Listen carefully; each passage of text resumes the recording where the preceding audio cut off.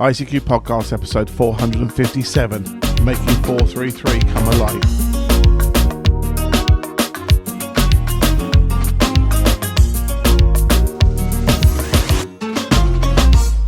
Well, hello fellow Amtown Radio enthusiasts and welcome to your 457th episode of the ICQ Amtown Radio podcast, supported this episode by John Mendis, KJ5 Juliet Delta Mike, Maurice Kilber, G5 Alpha November Tango, and of course our monthly and subscription donors.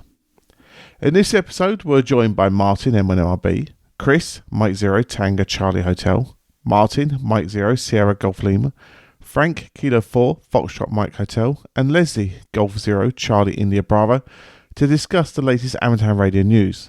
Myself, Colin M6BLY, rounds up the news in brief, and this episode's feature is Making 433 Come Alive. Well, as always, it's your very kind donations that keep us advert free, and we're happy to welcome two new people that are supporting us this episode.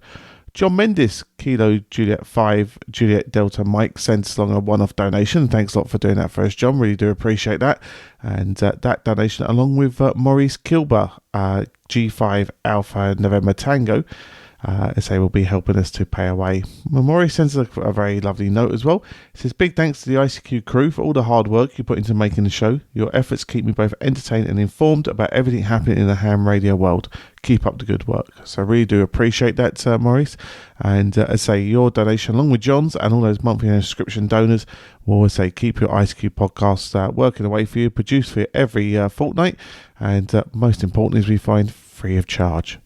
If you find value from today's show and you want to do what John and Maurice did, all you got to do is turn it into a financial figure and go to icqpodcast.com/donate, where you can use our easy donation button to send that value to us in whichever way you want, a one-off or a subscription donation, and all the donations go to helping us fund the show. So many thanks for thinking of us.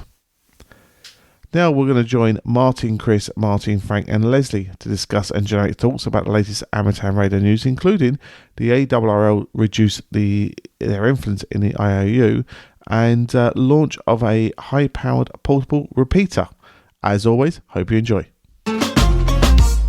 Well, hi guys, and welcome to this episode of the ICQ podcast, episode 457, and tonight's news roundtable for that episode.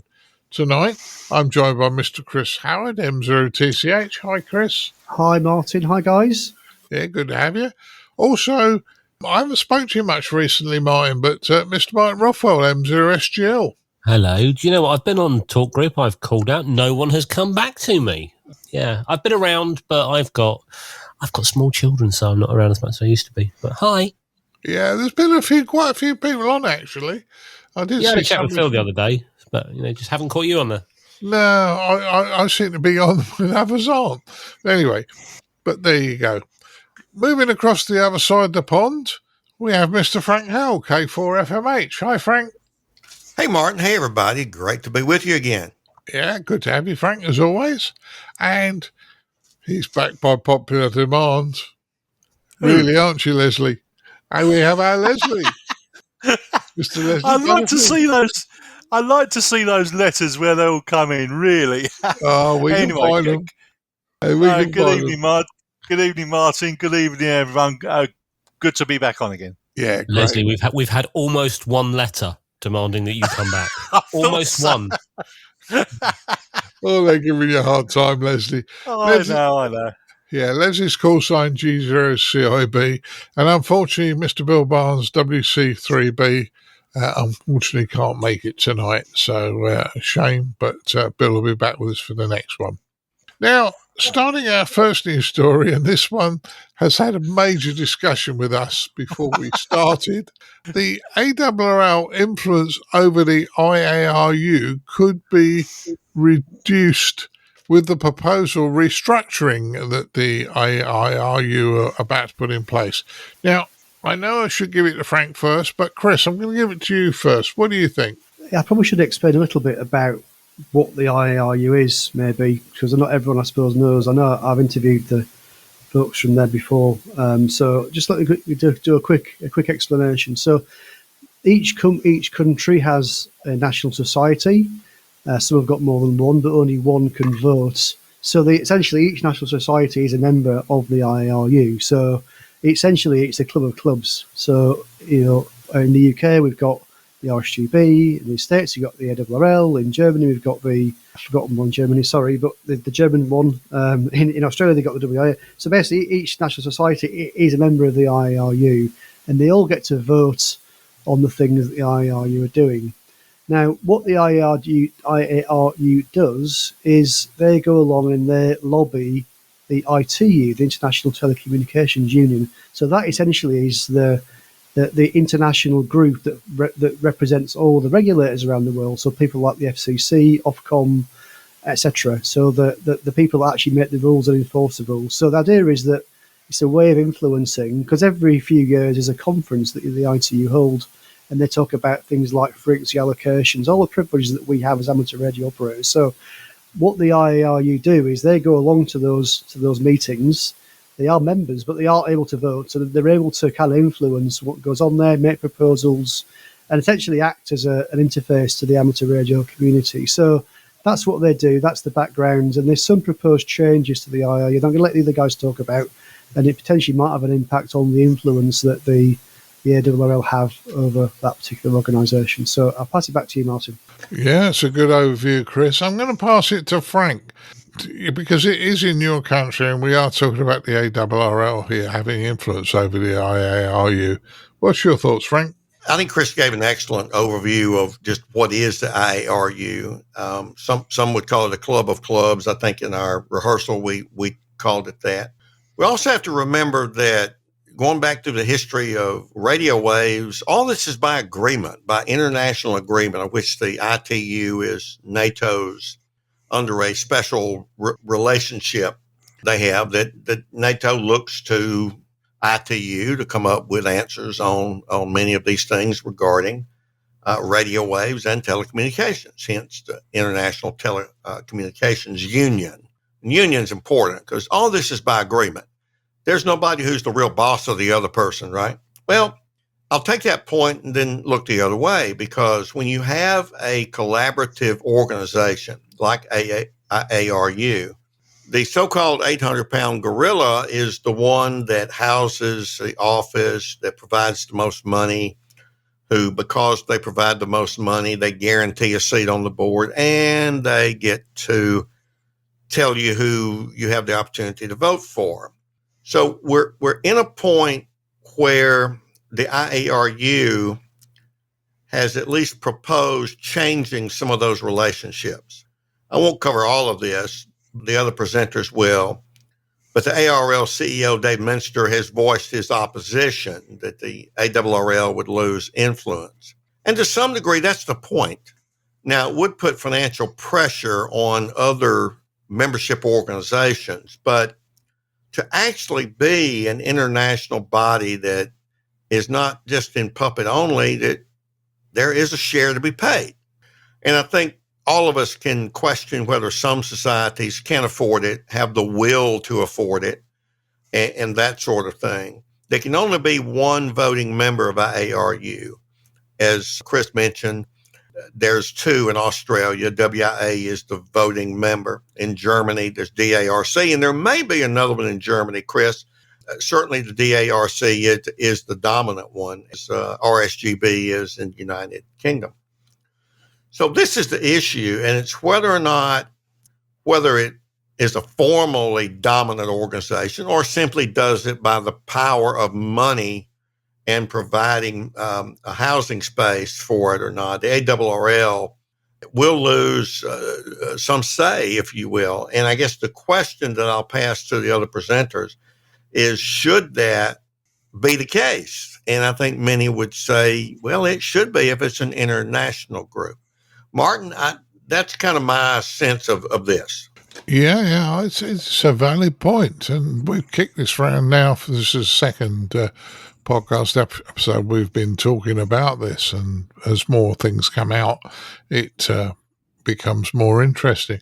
Leslie, what's your thoughts on this one? Well, where do I start? First of all, I think Chris gave an excellent overview of the various organisations, and Frank made some very, very valid points as well. I did look at the document, the IARU consultation paper. Now, it's a bit heavy going, and in my view, very corporate. It's only my personal view. It came across to me as very corporate, but there's a couple of things that did pick up on. One is that it's not just a case of changing the chairs on the ship, so to speak. It's also a case of getting good quality volunteers, good quality qualified volunteers to step forward. Now, that is from my own personal point of view. There's an awful lot of critics in amateur radio, an awful lot of critics, but very few of them actually step forward and do things. The doers, and they're few and far between. It's the analogy I like to say is a football match. There's 20,000 people in the crowd and one footballer steps on the field. It's that type of thing. So, and the other thing that I picked up on was the financials. It's very, very dependent upon money coming in. And I know the situation in the States is slightly different because they have philanthropy and people donate a lot of money to their charitable causes. But I don't think overall, certainly from the experience in the UK, people are not, they're prepared to pay a few £1,000s for their radio, but they're not prepared to pay an extra few pounds to support the hobby and protect the radio. Now that's an unpleasant thing to say, but I found from personal experience that that's true. Whether the other members would like to disagree or agree with that, that's entirely down to them. So anyway, that's my take on it, Martin. Over to you. Yeah, interesting subjects. Martin, have we left you anything to say on this one? Yeah, I mean, I sort of looked at this, and I think Frank hit it on the head when he said, it's an international body. The ARRLs could have influence, so their influence could be reduced. That's good, isn't it? Why should the ARRL have specific influence over any other national body? They're a major sponsor. Well, that sounds like cash for peerages. You shouldn't have that kind of power. Why shouldn't the IARU be centralised? Why should a member body in America, another country from where I am, have influence over the IARU? Because let's face it, that could actually affect me and my enjoyment of the hobby, longer term. And that's a body that, I'm not a member of the ARRL. I used to be, not anymore. Equally, I'm not a member of our national body, but why should they have a say over that? That's not right. So, to be honest with you, absolutely they should centralise. Absolutely, the ARRL should they should not lose it. They should hand back any power like that they have ever had. That's wrong. The golden rule is that the one that has the gold makes the rules. Yeah, and that's wrong. Yeah, and in fact, what you're saying is the AARU doesn't exist in the States. It's the ARRL, and yeah, I still think that they should have three offices, one in each of the zone. But equally, to have an office within the ARRL headquarters and not their own premises, that rather worries me a bit with the AIRU. Anyway, I mentioned last time when Ed was on that I disagree that people working from home, after a while, they tend to go native, or they're not showing the interest. And if you put everybody in one location, does somebody in, say, Switzerland care about what's happening in Thailand, for argument's sake? Too far away. Yes. That's my feeling, but rather a difficult one, I would suggest, and one that isn't going to go away. Right, on the next news story. On loan DMR kits start UK youngsters hams on their journey. Now, I think this is quite interesting. I mean, most of us have played with DMR, and yeah, I think it's well worth a go. Martin, what's your thoughts on this one? So these are these are the kits that they're talking about loaning, isn't it? So it's a nice idea, loaning kits and things to get people on the air. I read it as like it's a DMR radio. It's it's a pity they didn't pick an easier tech, maybe one that's actually designed for the amateur market, like Fusion or D-Star. Okay, D-Star's a learning curve, but Fusion's really easy to use. I suppose if the radios come pre-programmed, that's a good thing, because you can literally just tune around, hit connect, and away you go. That potentially is a good thing, although it doesn't teach you everything you need to know about digital radios, because you're going to buy a radio and then you're still going to have to program it. I'd have liked to have seen FM kit being loaned out more to get people on the air locally, promoting more local activity, because otherwise it is, why do you do this? We've got, I've got a radio, I've got an internet connection. Why do I need to go on the air? It is almost like, the modem and Skype, eventually killed, and, mobile phones killed CB radio. Digital radio will ultimately be the death of local FM, I think. But either way, the fact that it's a nice idea to try and get more youngsters onto the air, especially if they haven't got much money, they can't afford the big ICOMs, the Yaesus, whatever. So it's a nice idea, but I haven't seen it promoted anywhere other than us talking about it here. Well, yeah, I'm not sure I agree with you that digital modes will kill off basic FM, because I play a lot with a lot of the digital modes, but there's still something nice about using that FM, and it's easy and it just works, and getting new people in the hobby, it's cheap, a cheap way of doing it. Leslie, what's your thoughts? Right, I'm not really a DMR person, to be honest, Martin. I did play with some kit, but I found that the jargonese got in the way of, and I need to go to a talk where I can thoroughly understand what's going on. And to be honest, I don't at the moment on that. So I don't, if I don't know something, I'll just put my hand up. However, do I think it's good to lend out equipment? Yes, it is. And we as a local club do that, the Silverthorne Radio Club. We have kit that is not used or for whatever reason, and it gets loaned out to members. So, yeah, it's a good idea, and it gets people into the amateur radio. I'm fine. It doesn't matter to who does it, whether it's a local club or national organisation, I'm fine with it. Over to you. Yeah, I think the importance is trying to get people active. And absolutely. Yeah. DMR radios, you can probably pick one up for about £70-80 these days. A hotspot, probably getting close to that as well. So, but as Martin said, things like Yaesu Fusion is designed for amateur use and is far easier to set up. But if somebody spends the time learning DMR, good on them. Frank, I know this is a UK story, but what do you think? Do the people in the States lend kit out at times? I'm not sure what's going on there. I think there's no organized program by the ARRL that I'm aware of. There could be, but I'm just not aware of it. And if I'm not aware of it, then it's kind of not promoted very well. But there is an obscure story on the RSGB website, May the 16th. And it's just a few paragraphs, so it's just a small thing, really. But let me make these comments. I agree with the other presenters. I think you got the chicken and egg problem of, hey, young person, amateur radio is really cool. You need to get into it, okay? It's different from saying that to, we can loan a group in your community a kit that's got everything you need for 3 months, and you can kind of get involved and you can experience the joys of doing it. Now, many DMR radios also have analog as a possibility, but that varies by the radio. I know some of us on here have Anytone HTs, the 878 UV2 Plus, I think is what it is.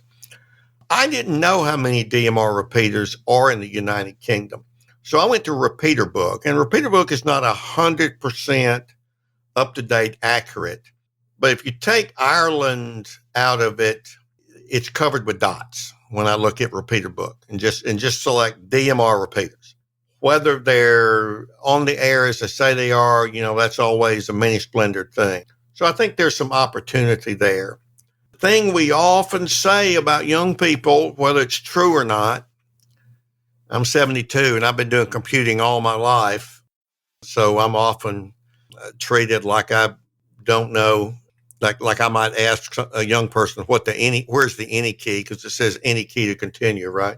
So there are exceptions to this. Not every young person cares about programming and computers. However, DMR is very computer laden, for no other reason than in the programming of the radios and things like that. So we could quibble about whether to do DMR or not.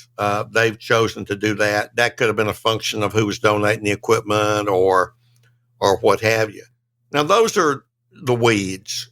Let me back up to the broader picture, as I think the other presenters have talked about.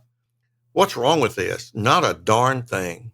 This is a good idea. It's a program they're getting out. I hope whoever coordinates it, the youth coordinator, monitors.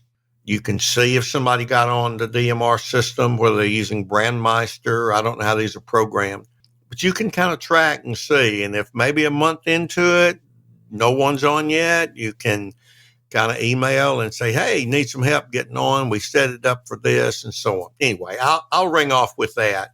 But this is a great program because it breaks down the barrier of, do I want to get into this? Well, I might, if I had the equipment, I would be able to see.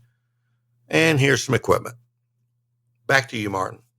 Yeah. Well, I can understand why they went to DMR, because DMR radios are cheaper than both Yaesu Fusion and D-Star for Micom. However, the other two are far easier to program.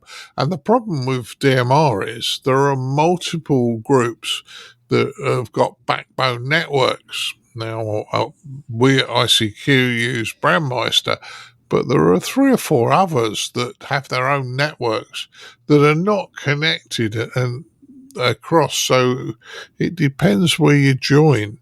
Chris, I know you've got DMR. What do you think? So, I mean, I echo what Frank was saying. You know, young people, technology. I think DMR is a good choice because this is relatively cheap. You don't need to put a big aerial up. You might be living at home with your parents, and they don't want you to put up a big HF aerial. But you want the excitement of talking to some people around the world, and DMR gives people that opportunity. It's a relatively cheap and easy way of doing it. And especially if the National Society is going to lend you the kit for 3 months, it might just inspire you to give it a try, and you might then decide to perhaps for 3 months say, look, I like this, I'm going to go and buy my own one of these. It's only £100 or so to buy all the kit together, maybe £200 to buy all the kit, and you'll be able to try it out first. So I think it's a great idea. I think it gets people on the air. If someone's got their, youngsters just gone and got their foundation license and they want to, keep their interest, then I think this is a good way of doing that. And yeah, absolutely, looking forward to hearing some of these youngsters on our talk group on the Brandmeister network on 9480 at some point. What might be quite a nice addition would be perhaps if someone created a talk group on DMR just for these guys to talk to each other. So if there's a bunch of these, I've forgotten how many there are of these kits that are making available, but perhaps provide some instructions on how to connect to that, and perhaps talk to some other folks that are of a similar age and a similar interest to yourself. Perhaps doing that as well. So no, I think this is a great idea, and hopefully it will be successful. Yeah, you're right. It does. I wish them every success, and I like your idea about the RSGB or somebody setting up a talk group so that they can work amongst themselves, so they will always find somebody there. Like I say, if they want to join us on Brandmeister on 9480, fine. We welcome them, certainly. Right, let's move to our next news story. Special event follows the trail of the 19th century explorers. Frank, do you want to go first on this one? I certainly can. Here in the States, at least, and I'm sure internationally, those who like the history of that period, the 19th century period of exploration, big sailing ships and where they went to and where they thought they were going to, and yet they landed somewhere else.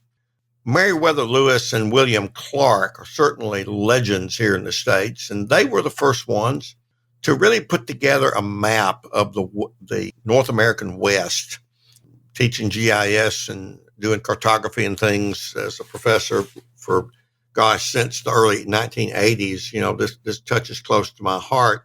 This, however, takes the Lewis and Clark Trail, as it's formally called, and puts together a special amateur radio event that I think some 30 ham radio clubs in those 16 states are putting together. It's just great to see clubs get together and collaborate on certain things. The North American Lewis and Clark Trail is an interesting thing if you like history. In the show notes, the ICQpodcast.com for this episode, I've added an interactive map that you can click on that link and you can look and explore that particular trail if you're not as familiar with U.S. geography. But I like this one. I applaud the clubs to get together. Let's face it. Can you get any random 30 clubs to agree on anything? Well, these 30 have agreed to working together and doing this. So it's a little bit unique. I think it's a great thing. And I'm going to see about whether or not I can get on the air and try to work some of them. Martin? Yeah, I think it's good. And the other thing is, and when I was out talking to the public on Sunday, a lot of what I was telling them is what we do. And I was telling them about special events. And they said, we do special events for all sorts of things. But the most important part of it is fun. And that's what we get up to. Leslie, what's your thoughts on this one? Well, Frank and yourself have already covered it. I think it's a really good idea. And I did chuckle about the 30 clubs working together. I can't even get a committee to work together. Let's write some instructions on how to tie a shoelace. You'll just see what happens. Anyway, no, that's me being horrible. No, it's fun. It gets people out. It gets members of the public interested, and we play with radios. What's wrong with that? I think it's great. What else can I say? Over to you. Yeah, well, go out and play is the most important thing I would suggest. Chris, what's your thoughts on this? I mean, you know, I don't think we're going to be able to work them unless they're using HF and come across the pond, but it looks like fun to me. I think any excuse to get involved in a special event. I love working special event stations. I know our friend and colleague Edmund loves this as well. He often operates at the other end of a special event. So no, I love to work in special event stations. So I think this is a great one, and yeah, wish them all the best with this really. But it does look like an interesting one, and people can get a few points and things. And that's great. Yeah, absolutely. Get the certificate, etc. Yeah. Well, I'd say I find going out and doing, if you've got a cause to go out and do something or a cause to do something, it'll happen. And this is going to take place between the 31st of March and the 15th of June. So that's good. Martin, have we left you anything to say on this one? Do you know what? I like this, and I like it because it's nothing against the people that do these kind of special events. This is something different from POTA, SOTA, Windmills on the Air, any other standard OTAs that you quite often hear. And there's nothing against the people that are running those stations, and it's, they're great things to work. But this is just something that is so different. You don't hear it all the time. It's going to be a much more rare special event station to get in the log. So, yeah, great. If you can contact them and say if they're running HF, brilliant. If they're not, then maybe your luck's out. Maybe you'll have to stick with FM and hope you're relatively nearby. But it sounds like a great fun thing for the clubs to get involved with, whether they're running it or chasing it. Why not? Hats off to them. Yeah, well, I think we're all agreed. The special events are good things, and we quite like them. Move to our next news story. The Retevis have launched a high-power portable repeater. Now, okay, I know we don't normally talk about, just do a quick an announcement and we discuss it, but there's enough here for us to discuss. This little repeater, handle on the top, walk out, is an absolutely ideal winner for anybody doing emergency or events where you need to put comms on. Now, I'm going to go with Chris first. What do you think? Yeah, I agree. It is an advert. It is a new product, so we don't necessarily do these a lot. But yeah, this one does look like an interesting product. So Retevis have brought out this. It's like a little, can I say it, Pelly case, if you're familiar with those kind of design style case. Maybe it's not quite that. If it's kind of a black case, it's quite small. It's a kind of plastic case, plastic box, literally a black box with a display on it and a connection there for an aerial, etc., and power. And I imagine if your group was into, like you say, emergency communications, need to set up something quickly, this would be ideal. You take it out with you, you plug it into a battery or something, into an aerial or maybe a couple of aerials, and you've got yourself a working repeater system. So whether you want to use this permanently as a repeater, I don't know, maybe, but certainly for something quick you want to put up, then this could be a useful bit of kit, and I think it's 25 watts, so it's got a reasonable amount of power. Obviously, you will need a license, etc., to do that. But yeah, certainly, if you've got the appropriate authority to do this, this could be a handy tool to have in your toolkit, so to speak. Yeah, I think you're right. Martin, what's your thoughts on this one? It's a lot of interesting things. And although we say this is an advert, we should make it clear we are not being paid to talk about this. So just to make that clear, there's a lot of interesting claims on here. It extends range up to 20 miles. Well, that depends on your antenna. But yeah, it looks to support up to 25 watts output power. It's got the ability to connect via a Raspberry Pi, so you can make it do things with that. I don't know whether that's to bring in like remote comms, like Echolink type comms, or like DMR digital comms or something like that. I don't know, but there's a lot of stuff. It's in a briefcase style thing. I do have questions that I can't seem to find on their website, because it shows it using just one antenna, which would suggest that there is some level of cavity filtering inside it. And obviously, when you set up a cavity, one, it's a pain in the neck to do without the right equipment, and two, you kind of set it for like two very, very spot frequencies so they don't interfere with each other. So you can use the same antenna for transmit and for receive. Therefore, how would that work if you are changing the frequency of the repeater to channel 1, channel 2, whatever? How would that work with the cavity? I'd like to know. I don't know. It's advertised as an FRS repeater, but Retevis have got lots of, it's UHF. I presume you could program it to amateur, 430, 440 megahertz. Need to do a bit more research on that, but it looks a nice little kit. It's not a new idea from Retevis. They have certainly had an earlier version of this available, because Lewis from Ringway Manchester covered it on his channel. In fact, I think he actually, I don't know, he bought one or borrowed one, because he does a demo of it actually physically working out in the field. So it's not a completely new design, but it looks like they've got more going on with this. But there's pictures, there's video. It's the Retevis RT97L. If anybody wants to check it out, but say not sponsored.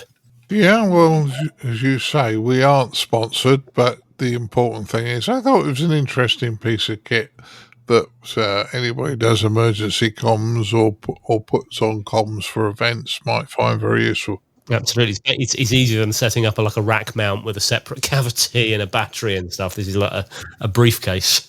Oh, yes. Oh, yeah. Frank, what's your thoughts on this? Well, it's a novel product. Now, these things have been around. There have been homebrew versions. I had a spare Yaesu Fusion DR1X that I had planned to put into a Gator box, which is a little rack mount 19-inch case that musicians tend to use. And I wound up needing to deploy that. And my intention was to take it to one of these public service events where we have some repeater dropout for bike races and things. So the concept, I think, is a very good one. Martin Rothwell is correct. They do say they have an internal duplexer, but he raises a good point. The only thing I could find is they have adaptive channels. Not sure what the technical meaning of that is. They sell a repeater kit that has an antenna that looks an awful lot like a diamond ground plane. So I don't think there's any magic here, but it's 25 watts. It can go down to 5 watts. It says it's 100% duty cycle, which is interesting. I think it's for niche use, but when you have that niche use, it may be an ideal tool.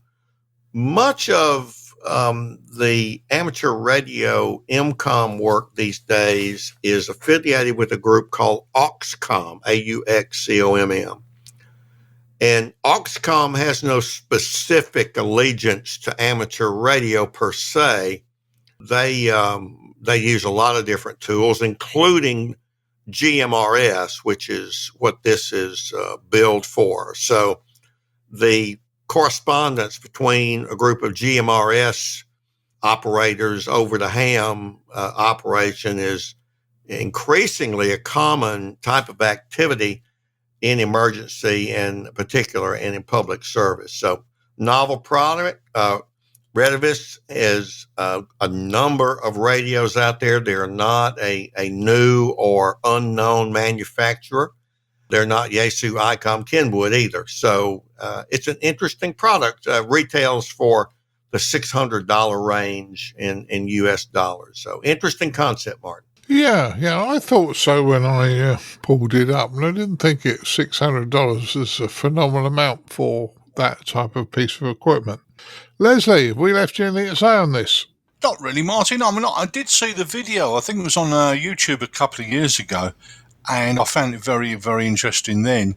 It's certainly good for field days. I mean, for example, we use the local repeater OY, so people can use basic handheld and will work us quite easily from most of London.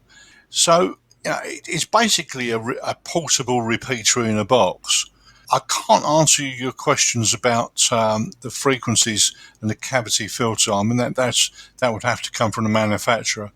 But I suspect that when you choose a particular frequency, DAPS, to say you've got to have this what's the word, difference in frequency. Otherwise, it certainly would interfere. I don't think it's insurmountable by any means, but that's my take on that. And that's about it, Martin. Yeah, well, as I say, I thought it was worth mentioning.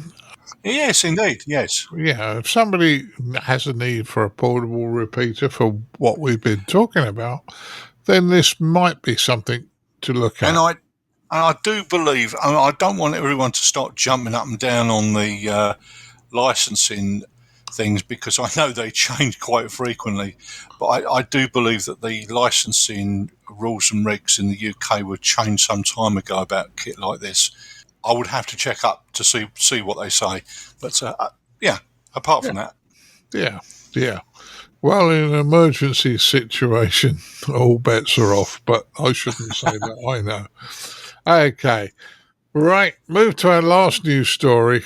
And I'll put this one in because our first couple of news stories were quite heavy. This is a bit of fun. It's the US FM landscape by numbers. So there's lots of little statements in this document, and we won't cover them all today, but it's worth looking at the website afterwards. But there's some interesting numbers, and Frank, I know you being a statistician would have probably gone through this and thoroughly enjoyed it. So, Frank, do you want to go first? Sure, Martin. As you know, and I'll elaborate just a little bit when we get to what have you been up to. I've been studying broadcasting in the U.S. licenses, and I started out with AM, but quickly added FM because I found some of the issues about sustainability paralleled in specific media markets.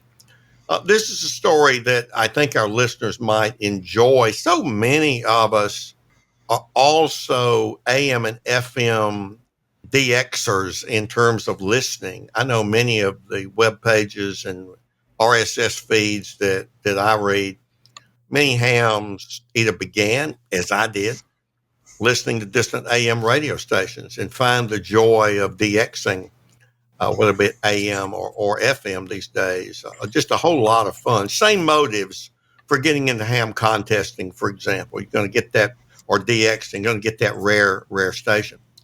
So this is an interesting article. I want to focus on one number, and I'll let the others talk about their favorite one.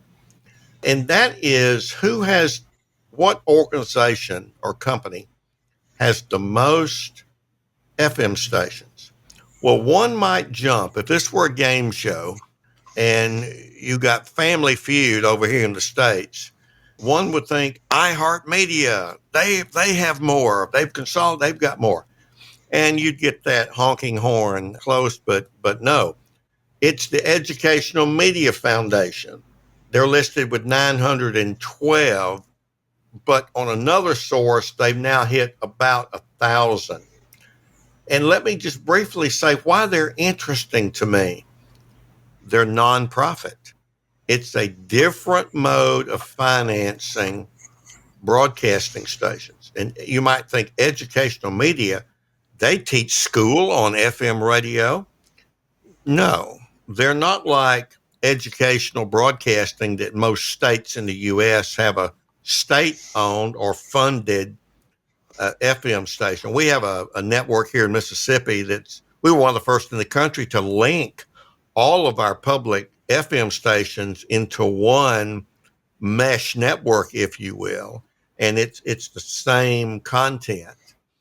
Well, this is religious programming, and it's contemporary Christian music. They have two particular networks owned by the Educational Media Foundation, K-Love and Air One, and they're kind of popular Christian music. Who knew that was the single largest owner of FM broadcast stations in the U.S.? This is chock full of stuff like that. And if you're a bah humbug kind of person, you don't care, this story might be for you, but there's a lot of things in here, and I'll pass it along. But I just wanted to highlight that one. Yeah, I'm glad you did, and that gives us an even better clue on that one.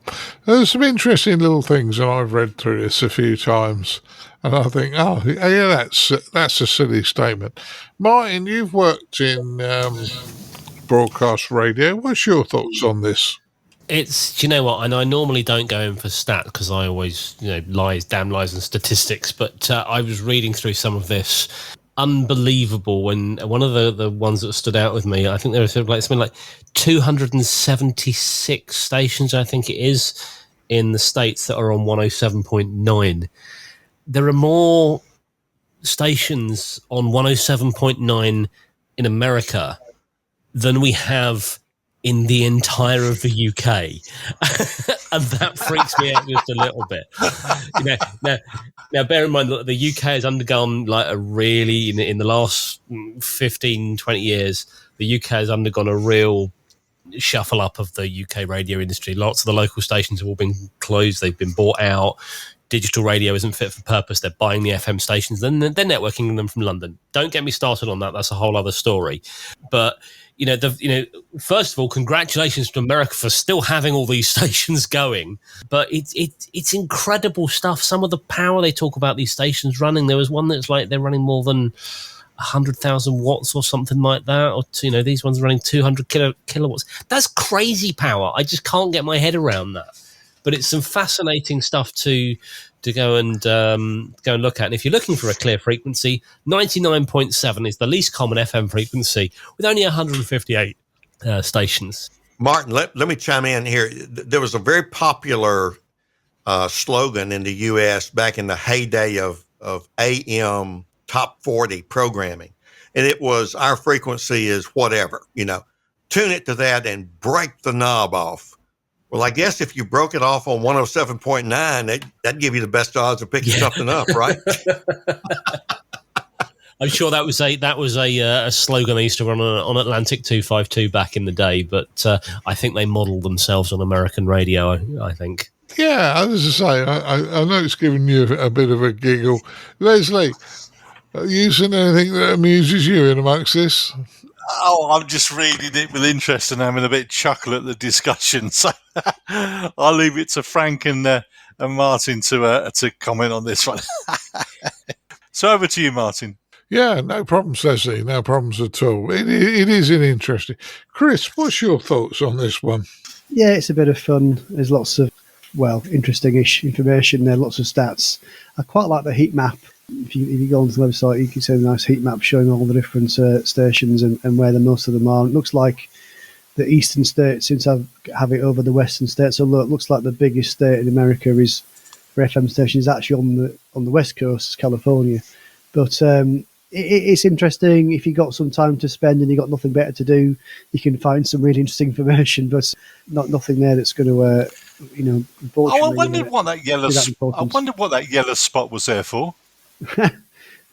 Yes, so it's a heat map showing all of the US and the concentrations of I think it's just FM stations across the country. But it's a bit of fun, isn't it? And the first thing I thought when I saw it was definitely Frank and his love of numbers. Yeah, I get that one. Now, number 41. 41, the number of FM stations in Delaware. The fewest of any state. So if you're in Delaware, you're really suffering for radio. I'm surprised because Delaware is the state with the least taxes, I think, isn't it? Which is why a lot of companies base themselves there because they big tax savings. But yeah. So there's the number of the one of them I spotted. I can't see it now. I'm scrolling up and down trying to find it. But there's very few American radio stations that have got 3-letter.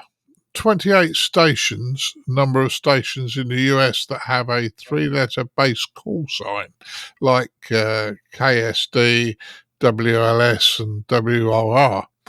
So there's only, out of all the stations, there's only 28 have got a 3-letter call sign. Now, Martin, do you know what WLS stood for when they originally got the AM version of that call sign? No, I'm willing to be told though, Frank. The world's largest store, which was Sears Roebuck, and it was the Sears Tower in Chicago. So that's where it's located. Okay. So there's lots of interesting little bits and pieces in here that, if you've got a few minutes, guys, it's just fun. And that's what it was meant to do. It is. Can I just mention one other thing, actually, Martin? You talk about all these different call letters and things like that. That seems obscure to us because obviously in the UK we just have stations named, just named like we've got Magic, Absolute, Capital, Heart. We don't have call letters as such. They use the station name, and there's a PI code that goes in the RDS signal. But if you want to have a giggle, there is a company called Jam Creative Productions. They make loads of the jingles that you hear on the radio.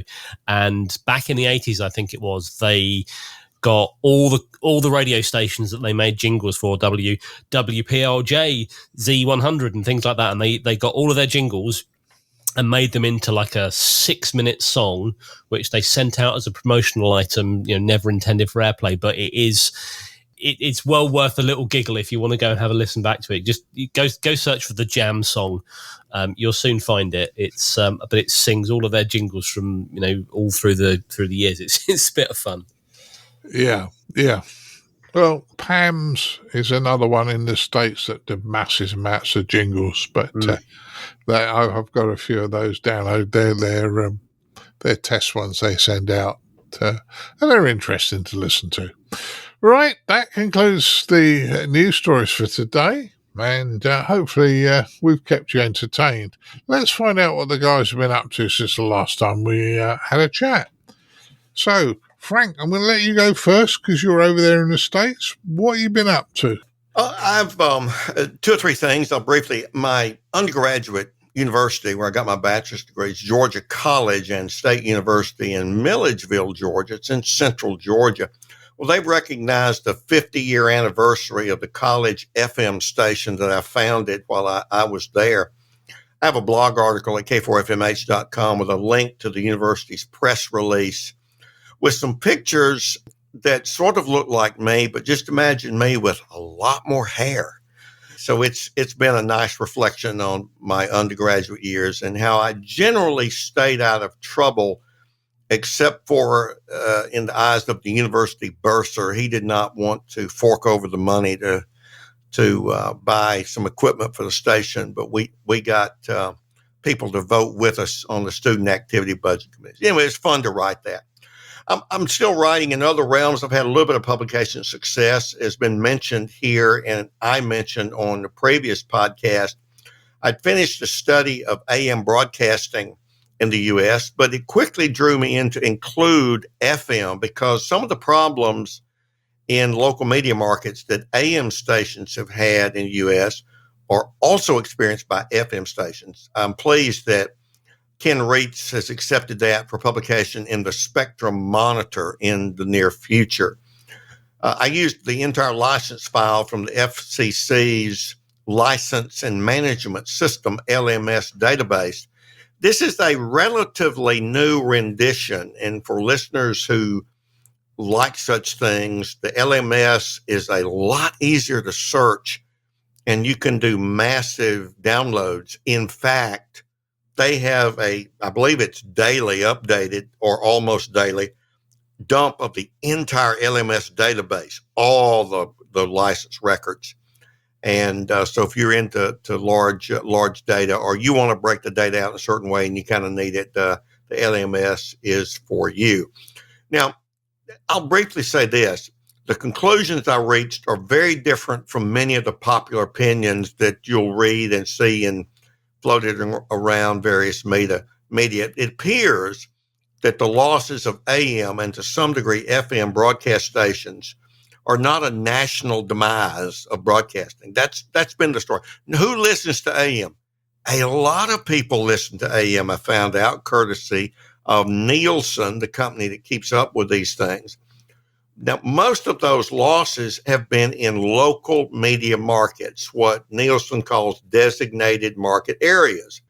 And so, for example, the discussion on this podcast in a previous episode of the famous author Stephen King, he closed 4 or 5 of his AM stations in Maine. Oh, AM radio's dead. No, in fact, that is one of the poorest performing local media markets in the country. He took them out of business because they weren't doing well. Well, why is that? Why would that be the case? I've got some unique listenership data from Nielsen, who published it, who listens to AM radio only. Lots of data out there on AM and FM put together, but AM radio only by the digital of the designated market area. And so what I found is that those DMAs that had higher number of stations had more closures, even if you control for how much people listen to AM in that DMA and how big the geographic area is. So I'll end with this. It ain't over till it's over, and those data don't show that it's over yet. So when the Spectrum Monitor publishes that article, they have it for a month, and then I have rights to it. And I'll put it on my website at Fox Mike Hotel for you to read along to. If you don't subscribe to it, it's not very expensive. It's in PDF only. Another publication opportunity I had, the president of the Vicksburg, Mississippi Amateur Radio Club, Chris, AF50Q, and I submitted a paper to the call by ARL for QST in their annual July issue on emergency communications. Well, I guess hell froze over because even though I've been a public critic of the ARL's management decisions, I got an email that says they accepted it for publication. It will not be in this July's issue, I'm told by the managing editor. It probably will be in next year's QST. So it'll take a year or more for that to get out. But that's just the way it is. I do appreciate their objective assessment of the paper, but because I've been a critic, they didn't hold that against me. So what we do in the paper is describe the emergency communication resources that we built into the Vicksburg Club's website. We integrate many online situational intelligence sources like traffic cameras. If you can go monitor traffic cameras in different local areas, you might have some information that your local emergency coordinator doesn't have or doesn't think about using. And there are many others there. So that's what that paper's about. I used to be emergency coordinator in Starkville before I moved down to Jackson, so I've had my hand there. Another activity is I've nearly completed my slides for a scheduled talk to the Sutton and Cheam Radio Society in South London in July. I'll note that Chris here on the podcast today is the secretary. I think Martin Rothwell's the treasurer, or used to be. And Martin Butler's been heavily involved, serving as chair in previous years, but certainly very involved in the Sutton and Cheam Club. So I was very delighted to be invited. Now, my talk will be on 4 portable HF antenna designs that I've mentioned in the podcast over the past several months. And I'll try to document each in several papers in next month or two. But in July, I'll give a talk to Sutton and Cheam with them. Lots of different ways of putting up an HF antenna portably. And here are some somewhat unique ones that I've put together. I will ask the listeners to help me out on 2 issues on antennas. The issue of wavelength and antenna efficiency is one that goes back many, many, many years. And over in the UK, Tim, G5TM, is a very popular YouTuber. He's got a channel that's got terrific videos on portable antennas. And he's one of the channel content creators that I look at his stuff whenever it comes out. Just have a lot of admiration and respect for him. In one of his videos from 2 years ago called Vertical Antenna Size and Antenna Efficiency, he has a bar graph of how efficient is the antenna by wavelength. And one of these findings really jumped out at me, that a half-wave vertical monopole is over twice as efficient as a quarter wave that we tend to use. Well, he can't find the source of that graph, and he said he'd have to look it up. Hadn't found it in about 6 months. So if any of our listeners look at his vertical antenna size and efficiency and recognize the source of that, please drop me a line. I'd like to cite things and have the original sources when I do that. A second antenna issue I'm struggling with is on HF ground plane antennas. I've been designing one for 20 meters using a quarter wave monopole. Many listeners are into the portable operation thing, and they've seen the resurgence of raised verticals or raised radials for vertical antennas. The POTA Performer and some of the others that have been proposed on YouTube. Well, in looking at the ground plane, it's a type of raised vertical with tuned radials. And so in building that, I went back to the original paper published by Stuart Ballantyne in 1924. He did the original modeling on what a vertical antenna over a perfect and infinite ground would be, and it's 36 ohms. You know, we like to have 50 ohms. So how do you get that up to 50 ohms? Well, one recommendation is to angle those radials from 90 degrees at right angles down to 45 degrees, and that will raise it up to 50 ohms. Well, I did that for 10 meters, and it goes up to 63 ohms. So if any of our listeners have some experience with this and have wrestled with that problem, it doesn't seem to me like the literature speaks with one voice. That's not unusual in scientific literature. But I'm all ears with any suggestions that our listeners may have as I'm trying to get my arms around ground plane for 20, 15, and 10 different monobanders. And finally, yes, I'm guilty, Martin. I have succumbed to purchasing another QRP radio, this time Asher Farhan's ZBIDEC rig for, $160 or so, fully built. HF radio. It's both a delightfully capable radio, but frankly, a mess in the initial release. I'm doing things like getting a workable hand mic for it. It doesn't come with one. It's got a built-in one. And it's only 6 to 9 volts, and you'll let the magic smoke out if you hook it up to your favorite 12 volt or 13.7 volt battery. So I'll do a little buck converter in a DC feed line to deal with that. It will use 2 18650 batteries, has an onboard battery container, but it eats those like we eat French fries over here in the States. So I want to put an outboard power supply. So I have time to tinker with the ZBIDEX. I'll also use Hans Sommer's QMX radio since I've updated the firmware there to include SSB. And I will say that Hans is truly a homebrew hero for us amateurs. That's what I've been up to, Martin. Yeah, I spoke to you last week as well, and with your antennas, and we were discussing some of those bits and pieces. And you've been an extremely busy boy, Frank, putting us all to shame, probably. Leslie, what have you been up to since the last time we spoke? Oh, well, for various reasons, Martin, it's a bit been slow and certainly is not as good as Frank. What can I say? First of all, I've been renovating some Morse keys, as you're probably aware last time. They're almost done, and there's a bit of a resurgence in our local club on Morse. So I've been building the relevant circuits, tone circuits, and also got a CW keyer so we can hook it up to the radio. So not a lot, Martin. Oh, and this weekend I went down to Brighton and sorted out all their radios for them because they've got an upcoming event. So, yeah, it's just as I couldn't turn up, so I thought, well, I'll make sure all their kit's in good order. So, yeah, just help people out. Martin, may I correct Leslie? Yeah, sure. Leslie has left out because he's modest. He's been doing work for, I believe, the Silverthorne Club on the. Oh, yes, the archive. Yes. No wonder he's claiming he hadn't been that busy. He did such work, historical work on the. It's as good as any club that I think I've ever seen. So Leslie didn't tell us about that work. So I wanted to throw that in, Leslie. Thank you, Frank. What happened? My knees weren't working.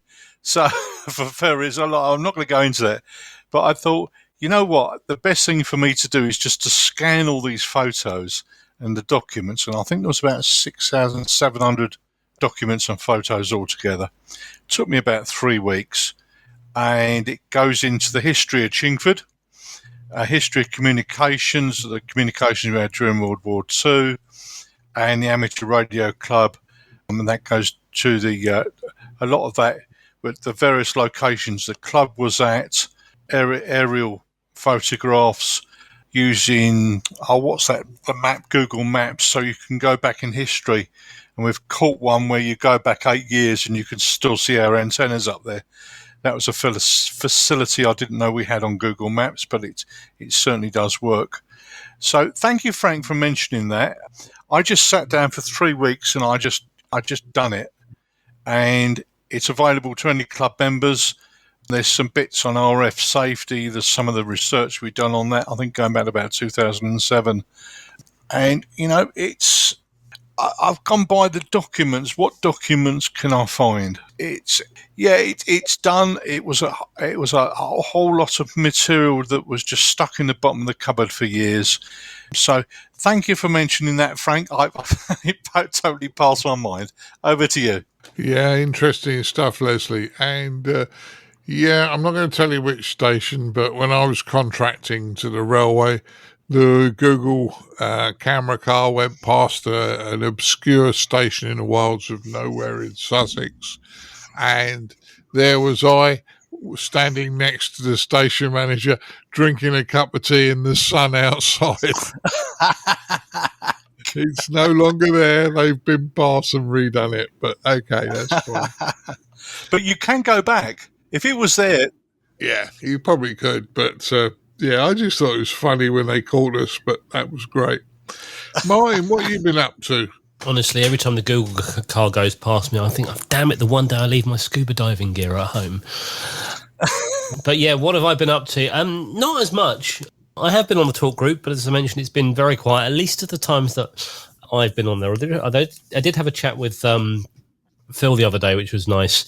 Still a surreal feeling when you're sitting there on a little handheld radio running like 5 watts, talking to someone who is quite literally walking along the beach in Australia, watching the sunset, while I'm standing here sort of just walking around suburban West London. It's still a really surreal feeling. But yeah, I've been up in the talk group a little bit.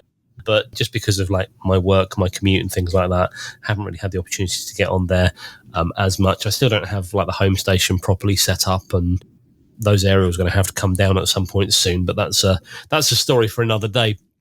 Somebody brought in some Baofeng 888 UHF radios the other day with the intention of using them for an event, and they were still in the box. I say in the box; they've been kept in the box. And I looked at them and they were advertised as GMRS radios. And thinking, like, you very much cannot use those in the UK, because obviously if you buy Baofeng radios, often they come pre-programmed with a selection of frequencies that are just presumably test frequencies. GMRS, not a legal UK thing. I thought, well, I don't think you really should use those, because if you happen to be on a frequency that is licensed to a local business, you'll be drawing a lot of attention to yourself.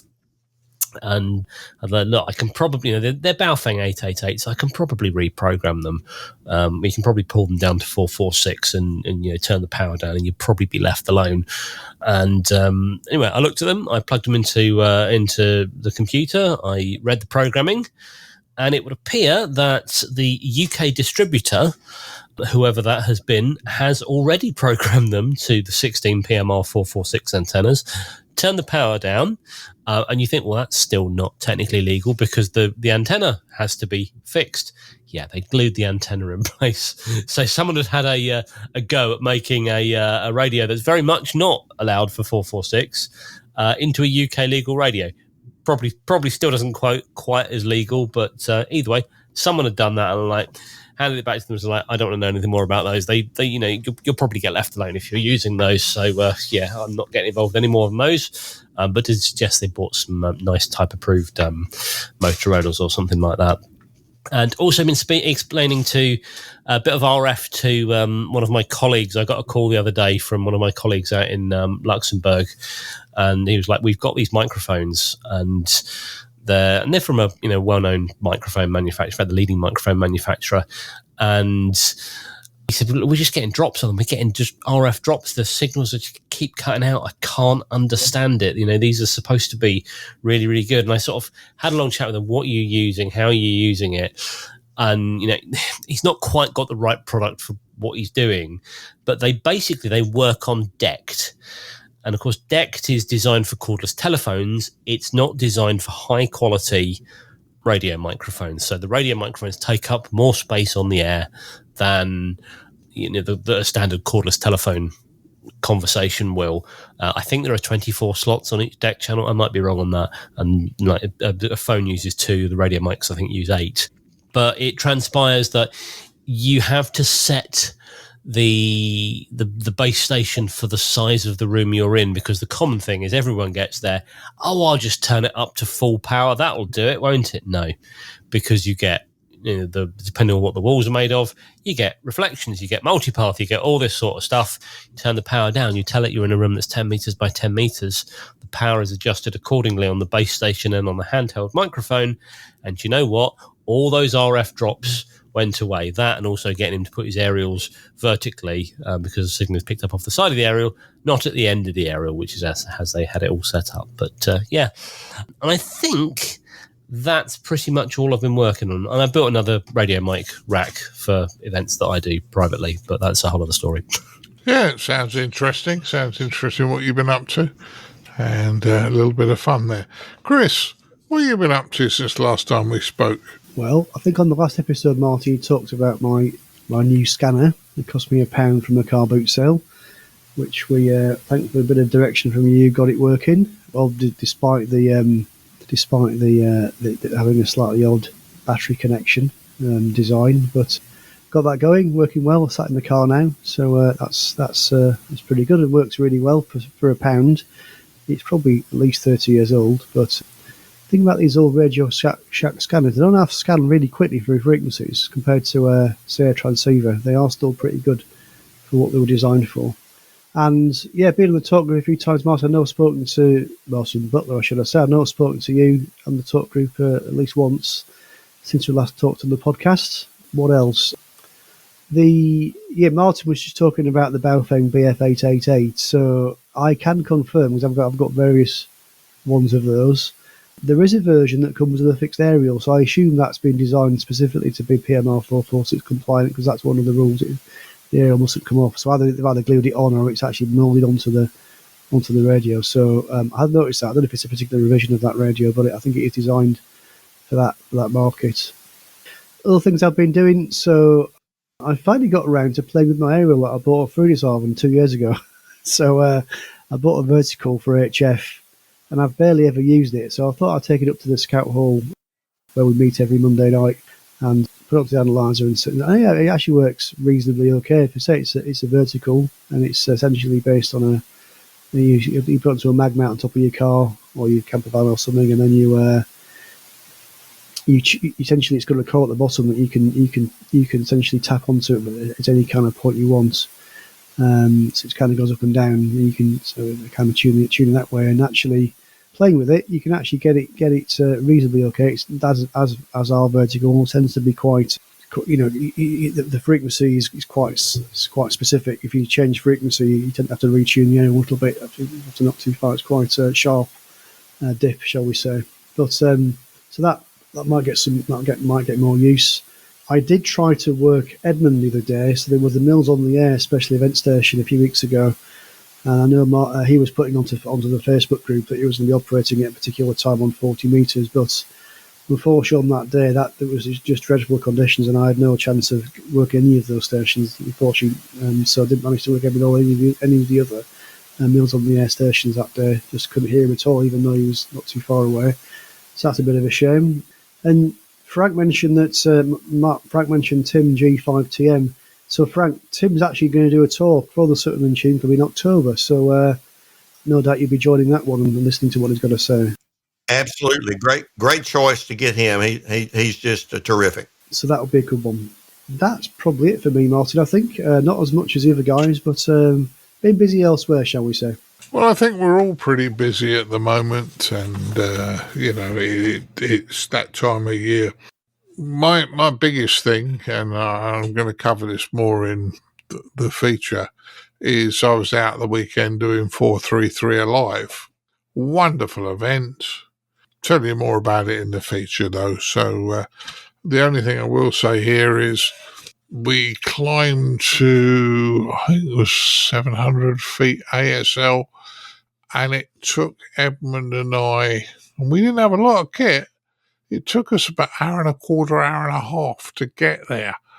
The ground was so uneven and slippery, and stones sliding out from under your feet, and it was very, very uphill, a very high climb rate. And I think Edmund and I both agreed that we're not fit at the moment. Before we go then do that one again, we got to get a bit fitter. I did do a fair amount of 2m77s from the car. That's always fun. Keeps me out of trouble normally. And yeah, Martin, the tour group has actually been busier. It's got a few more people on it now.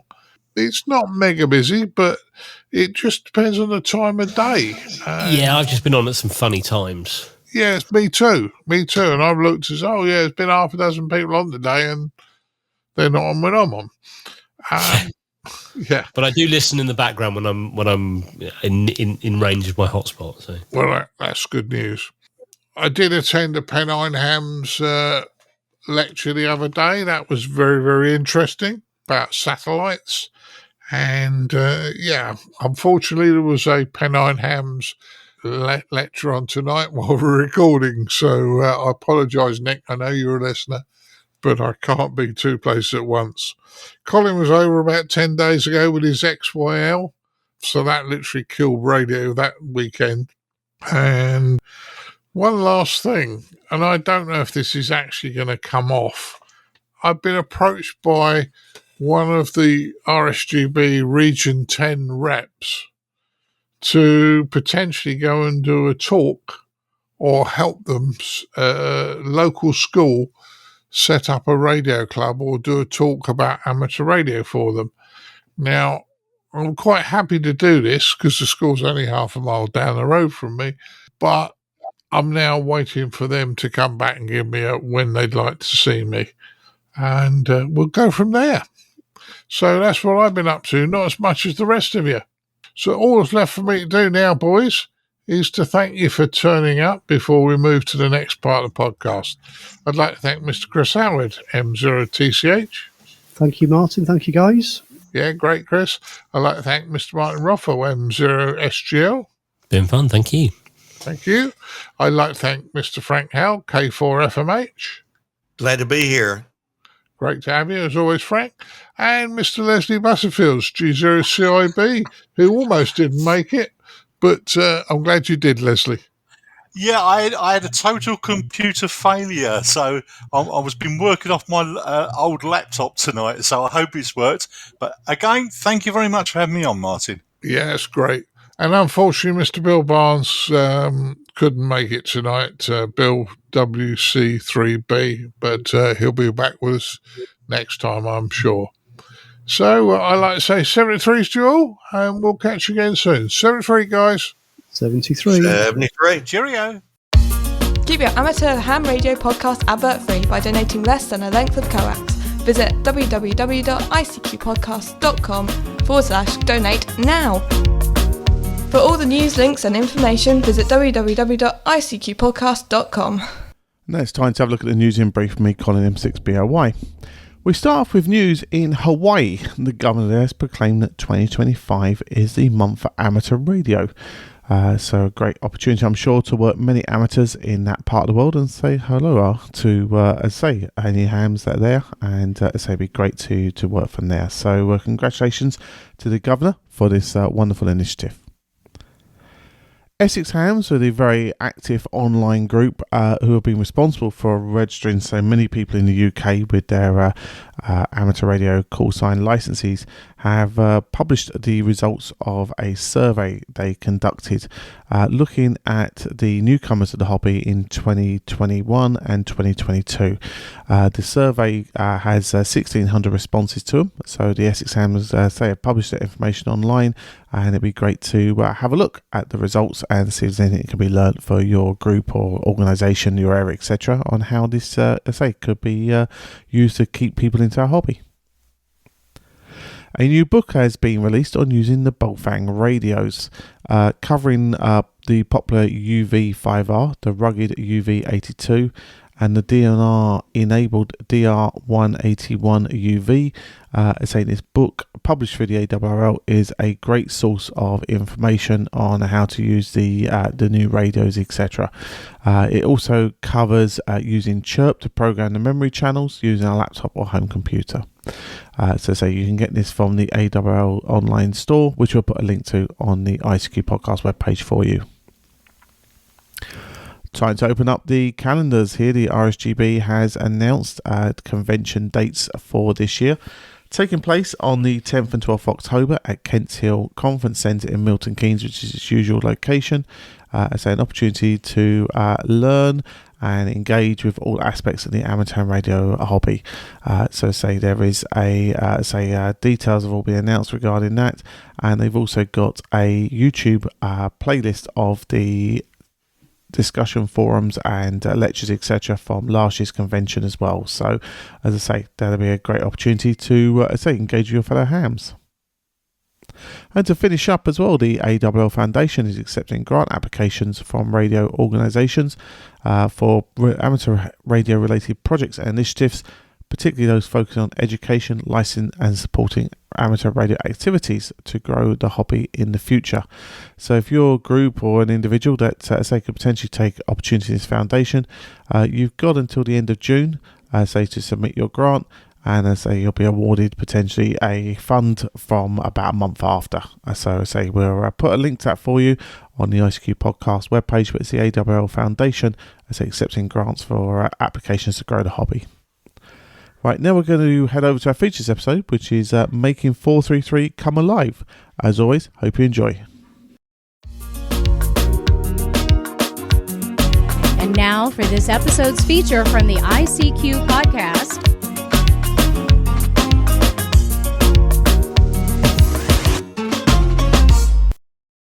Hi guys, for this episode I wanted to talk about 433 Alive. So you're going to say to me, what is 433 Alive? Well, over here in the UK, about 5 times now in the last 2 years, we've had a thing called 433 Alive. Now all it is people go out and operate on the 70 centimetres band with FM. And you say, what's the big deal there? Well, in fairness, not many people actually do 77s FM to chat. I know we do when we're at events, the ICQ podcast, but often 70 centimetre band is dead quiet. Nobody seems to be on it. So it's a way of generating a bit of activity. Now, I say activity, it's not a contest, it's not a race. You go out, you make contacts, and often you can make a reasonable amount of contacts. Now, last weekend I was out with our Edmund M0MMG, and we went off onto the South Downs in the south of England to a very, very high spot there, and operated 433 Alive. Now, in fairness, before we got to the site, I realised just how unfit I am. It took us about an hour and a half to walk to this site. It was up a very, very steep incline. It was also very, very unstable under your feet, so that the ground wasn't ideal. But we got there, and we found a nice spot out of the wind, because the wind was blowing quite high, and managed to set up and operate 70 centimetres on 433. Now, when we was there, Edmund managed to make 17 contacts. I think I made about half a dozen, just talking to people Edmund had had a chat with first, and I was doing a bit of logging and generally talking to the public as they came across and asked us what we were doing. Now, I had various people ask us what we were doing. One thought we were tracking migrating birds. Others were very, very surprised at what we were up to. But I think about a dozen people or a dozen groups of people went away fully understanding or more understanding what amateur radio really is. So, that's 433 Alive in the UK. We get together, we operate for a period of time, usually 3 hours. It normally starts at lunchtime at midday local time, finishes at 3 p.m. in the afternoon local time, and, as I say, not a contest. So, you don't have to go out with massive devices, put up massive antennas and one thing and another. In fairness, you only need to have a walkie-talkie, or as our friends in the States call them, handy-talkies. Now, most handy-talkies these days have UHF, about 4 watts, and from a high point, they go a very, very long way, trust me. So, how do you extend the range of your handy-talkie? Well, there's a number of ways you can do that. The first one is height, because we know that UHF is just over the horizon. It's pretty much line of sight plus a very little extra. So the higher up you are, the further you go if you're out in the clear. You could put a better antenna on your handy-talkie, and Edmund had a 4-element Yagi on his with a short piece of cable, and that certainly worked very, very well. Another way of increasing the range is to find ground on your handy-talkie, one of the screws or a bit of metal that's connected to ground, and connect a wire around it as a ground plane. Now cut it to the 70 cms length, and you'll be fine to work. And you'll also find the radio works phenomenally better. The range will be up, your things will be much, much clearer. So, whether you're doing 433 Alive or not, certainly adding a ground plane to your HT will certainly help you on 2 meters and 70 cms for getting long distance. Now, this can be done at home. You know, if you've got a UHF situation and you're at home, you've got a radio to do that, there's no reason why you can't do it at home. But it is nice, in my opinion, to go out and have a bit of fun. So Edmund and I went out onto this high point. Now, the high point we went to is a SOTA point. Summit's on the air. It's also a Parks on the air point. It has a Worktool Britain Square. And I believe it is also in the Worldwide Fauna and Flora fauna location. So there were lots of nice ways that if anybody worked us and were looking for any of those, we could have given them activation as well as the 433 Alive. Now, I think this is a great way of involving youngsters, because if you put an event on like this and a special event on like this, you have the opportunity of youngsters being able to get involved without them costing them an absolute fortune. They've got a handy talkie, they go somewhere relatively high, and they can operate and join in as much as anybody else. So I think it's a really great idea. And in fairness, spin-off from this, well, if you haven't got 433 Alive in your country, why don't you suggest or set it up yourself? You may also find that your UHF frequencies are different to the UK. That's not a problem, because we don't tend to work hundreds of miles on UHF. So for a bit of fun, you can go out and do that. And equally, you could also have a bit of fun by inventing different antennas. We spoke to a gentleman on the radio on Sunday who told us that he'd made his own 70 SEMS Yagi on a piece of cardboard. He'd stuck tape onto a piece of cardboard, metal tape onto a piece of cardboard, and he'd created a 70 SEMS Yagi. So, you know, you could very easily play and invent your own antennas as well. So there's a lot of positives to this. And, you know, in many ways, I think it was a great afternoon out. I sat in the sunshine and thoroughly enjoyed myself. As I said earlier, I managed to talk to about a dozen groups of people that came over to find out what we were up to. Once again, I was promoting amateur radio, and I think all went well. I hope this was of interest, and more hopefully it was thought-provoking, that maybe you or members of your club could set something up to do this in other parts of the world. And best of all, have fun. It was great fun doing it. Hope this was of interest.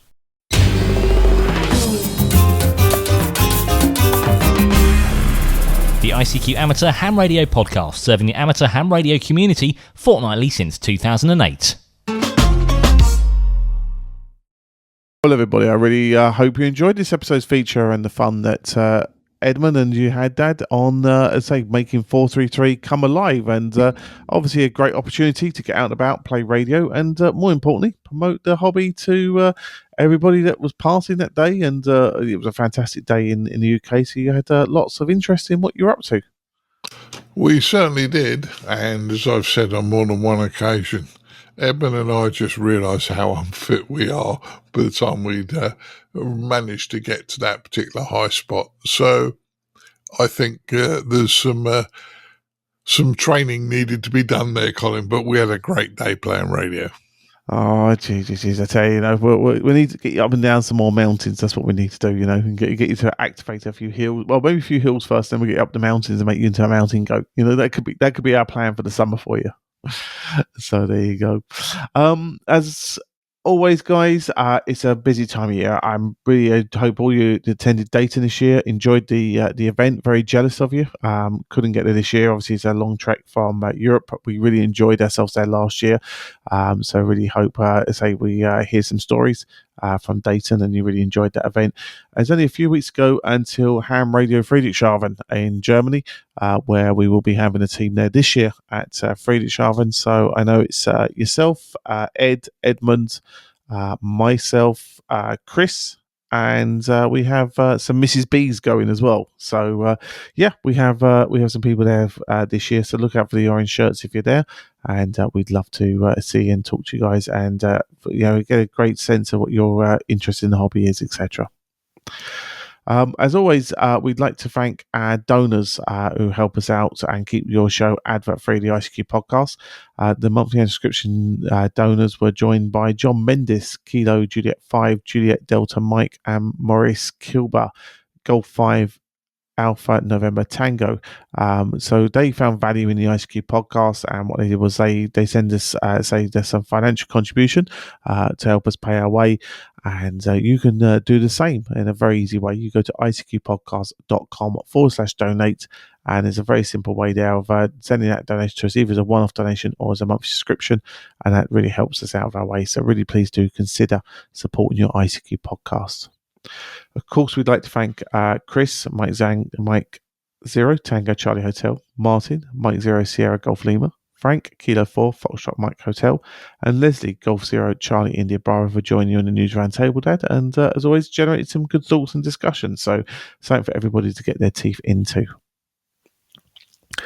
Right, well, I think that just about wraps up everything, Dad, for episode 457 of the ICQ podcast. As always, we hope you continue to enjoy the hobby.